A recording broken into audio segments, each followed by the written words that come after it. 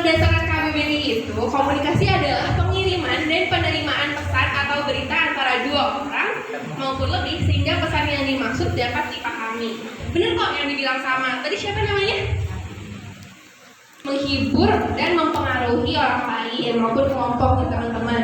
Nah, tujuan dari komunikasi itu sendiri biasanya untuk menyampaikan pesan atau kayak bertukar kabar kayak tadi atau berkenalan. Berkenalan juga bagian dari komunikasi loh teman-teman.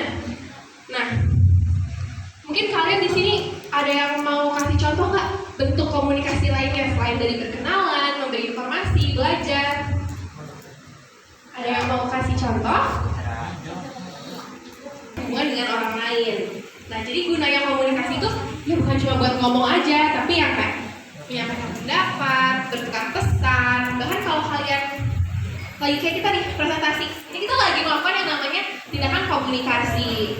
Komunikasi itu bertujuan membuat komunikan. Komunikan itu aku dan komunikan itu kalian, misalnya. Nah, komunikator itu aku, penyampai. Komunikan adalah penerimanya. Jadi bisa di dalam komunikasi, komunikan akan menunjukkan yang namanya respon. Kalian memberikan respon ke aku, misalnya perubahan sikap atau perubahan pendapat, perilaku maupun sosial. Gitu. Kurang lebih sampai sini jelas gak ya? Tanya apa? How are you today? Berarti kan itu menanyakan keadaan atau perasaannya.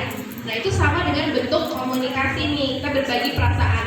Dan selamanya how are you today itu jawabannya I'm fine, I'm good. Itu bisa jawaban lain sesuai dengan keadaan kalian masing-masing. Seperti itu.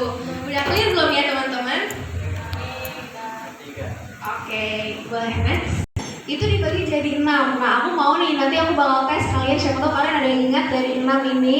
Jadi boleh next Kak Karin. Nah, ini agak nggak kelihatan ya, pokoknya aku bacain aja. Jadi pertama itu ada komunikasi intrapersonal. Komunikasi intrapersonal adalah komunikasi. Nah, terus boleh next Kak. Nah, yang tadi intrapersonal sama interpersonal kalian udah bisa bedain ya. Oke, aku lanjut ke kelompok sama publik.